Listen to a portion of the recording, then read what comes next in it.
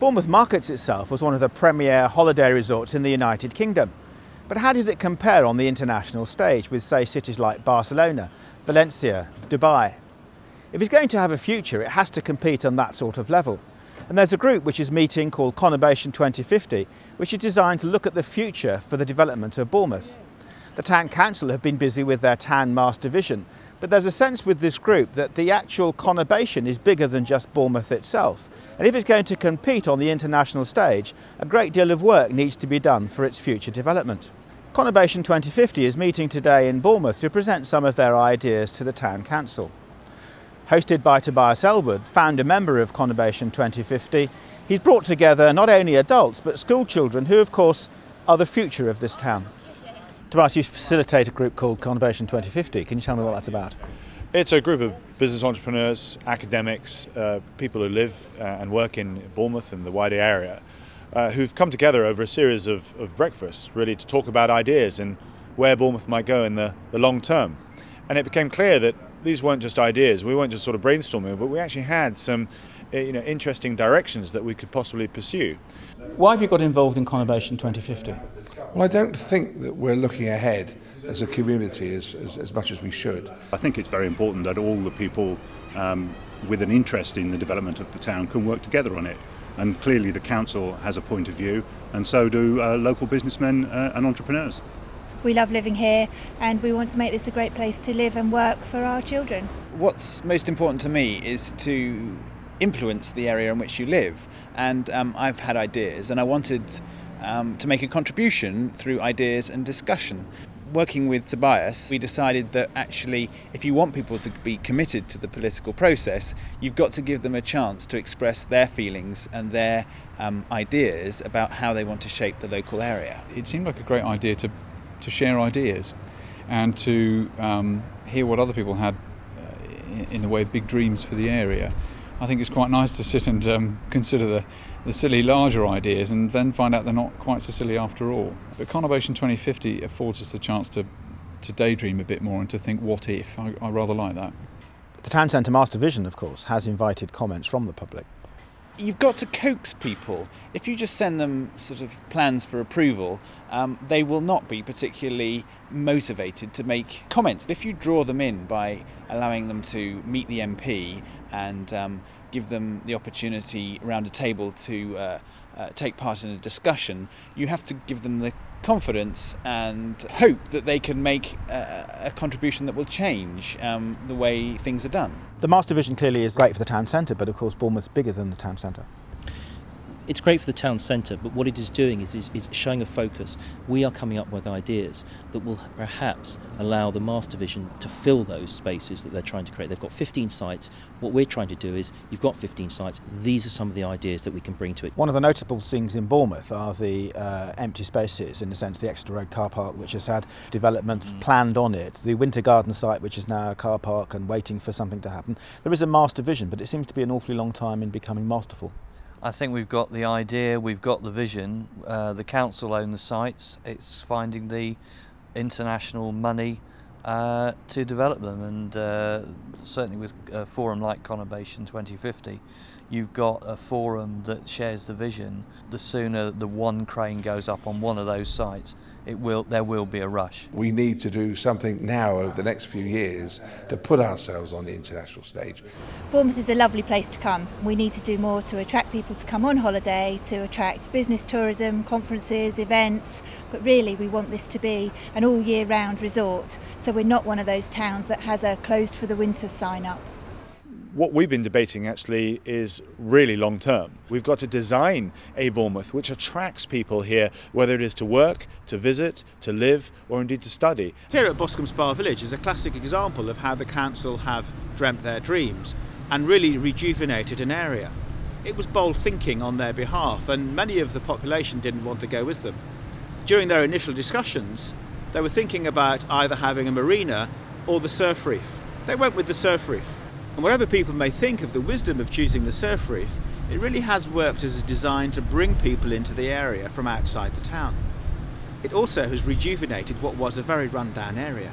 Looking at Bournemouth, Poole, Christchurch and East Dorset, We have got wonderful facilities and we've got the land, and we can create boat shows and we can have a huge land exhibition area. We can build a new international accommodation centre, hotel and entertainments away from what we've still got, and encourage people to come here. And once you've got that magnet, they'll come again for all the other facilities that we know exist based on the Bournemouth, Purbeck, New Forest area. When we decided that we're going to present some ideas from the business breakfast group, I thought, well, let's expand this out to all the schools in the area as well. And it's been quite phenomenal. The presentations were inspirational. They weren't just about iconic structures themselves, they were about events, about what they wanted to do. Well, congratulations, you just won the prize for the big idea for Bournemouth. What was your idea?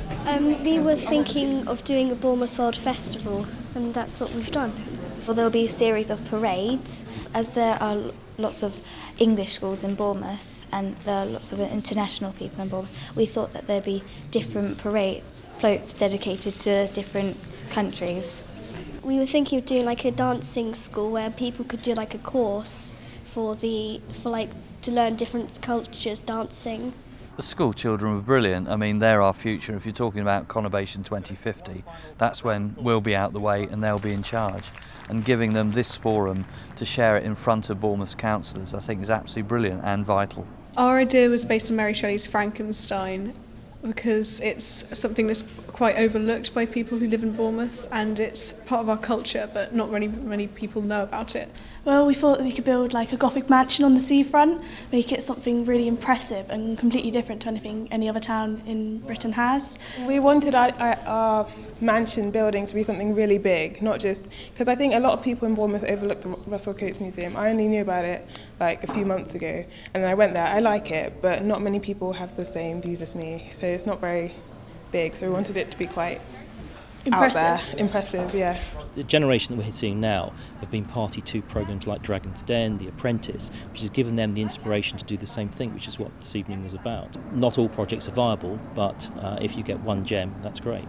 It's here at Urban Reef and Boscombe Spa that the Conurbation 2050 group have been meeting for their breakfasts, where they've been dreaming their dreams.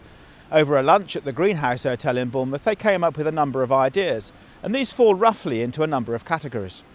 Tourism, of course, because that's what this area is all about. Business, both large and small. The conurbation as a whole of how we interact with the other councils in the general area. And transport, which is critical for the offering that we have down here. And finally, cultural, the cultural aspects of what this area is all about. We really want to make this place vibrant and stand out. Bournemouth is a lovely place to come on holiday, but we could do with having a skyline that was terrific. An iconic building would really make us stand out, but also for us to be attractive on the world stage. We've got such competition now. People can holiday in the UK, they can holiday overseas, and we need to be able to stand proud amongst the competition. As can be seen here by the empty beach at Boscombe, tourism is no longer enough to sustain the economy of the town. We have to attract new businesses to the conurbation to sustain it for the future. I think you have to nurture and expand those businesses that are here. You have to make it attractive to the outside world, and the outside world will take notice if you start to do things. Things happen, and people sitting in London reading a newspaper read that Bournemouth is building a new office building that's going to be let to the next section of JP Morgan. They'll take note. I mean, one of the arguments one will hear all the time is council can't afford it, we're in stringent times, but of course we're looking for business to invest, not coming from the council. Absolutely, and the council can afford it to a certain degree, but they can afford it by the fact is that they control things like planning consent. Therefore they can encourage business to say, if we allow you to build this, we would like to see this put onto the site. For example, if you take the Winter Gardens, there's an opportunity of putting an arts centre on there. If you allowed another 20 flats, for example, there would be the opportunity for that money to be diverted through by a 106 agreement, which is a legal agreement between the council and the developer to fund projects that are there for the people. Any development may very well be costly, although this isn't necessarily the case. But Conurbation 2050 are not looking for the hard-pressed councils to come up with the money. They're convinced that this can be found from amongst the private sector. Good design doesn't have to be expensive. It has to last, it has to stand the test of time, it has to fulfil its function, and it has to inspire people. We can bring the ideas that will actually financially make it happen. As the name Conurbation suggests, the group are convinced that the future lies in the cooperation of local authorities. I just can't understand why we can't do this as a community and why we've got to be 4 separate tribes, Bournemouth, Poole, Christchurch and East Dorset. We're not 4 separate tribes, we are a conurbation, and I can't understand why there's a lack of energy in the current councils of all 4 towns rather than trying to work together and look outwards and consult with the business community. We need to make transport around the conurbation part of the attraction. So let's get people taking journeys by various forms of transport, but let's make it fun at the same time. Visitors to the town don't think in terms of council boundaries.